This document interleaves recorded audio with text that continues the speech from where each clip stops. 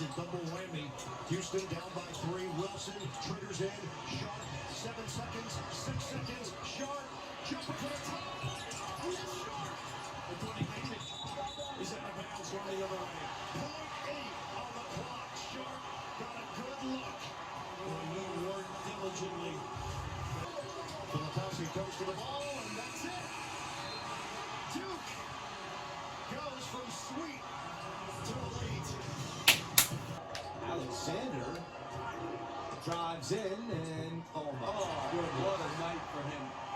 1 foot down from the floor. One more time. And Shireman Connect knocks it in, 82-75.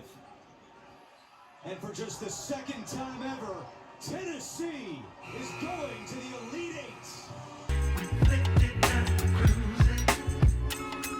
It's officially that time. My bracket is shattered beyond repair.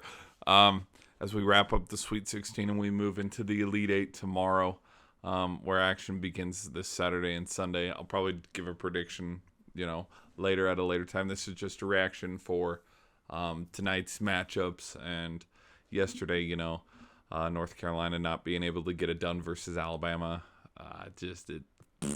Oh well. But today's games were phenomenal. I mean, NC State, the Pack, they just keep on rolling this phenomenal Cinderella run.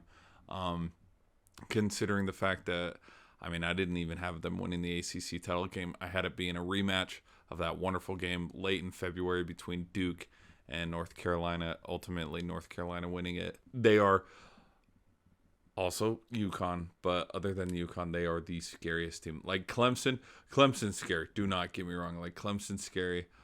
Purdue's just rolling like a freight train. No pun intended. But, like, Wolfpack, out of all the teams, I wouldn't want to play the Wolfpack. Like, if I was a coach, no.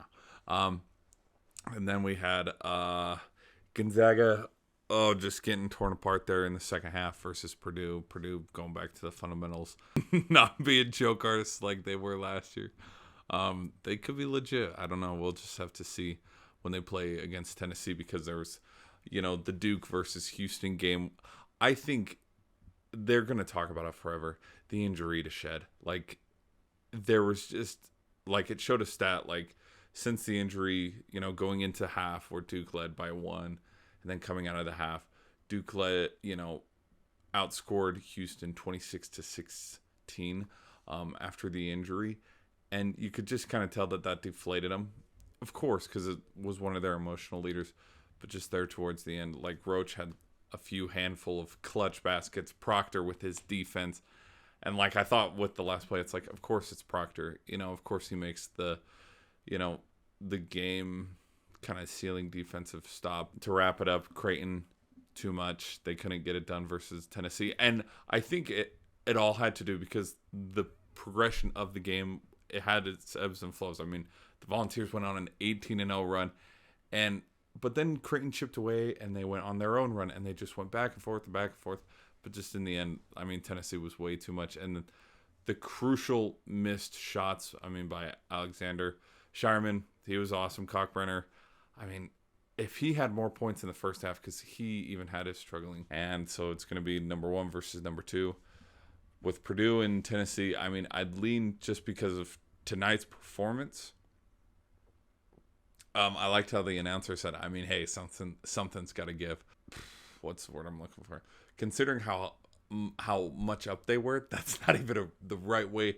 Considering by how much they were up, going on an 18-0 run coming out of the second half, I would say give it to Purdue, because Tennessee's defense can't hold a lead. But then again, is Purdue going to fold? Like, I don't know. Out of Clemson and Alabama, I'd probably roll with Clemson. I'd probably roll with UConn. Duke, NC State, I'd roll with NC State, man. I don't know. We'll just have to see. Catch you after tomorrow's action.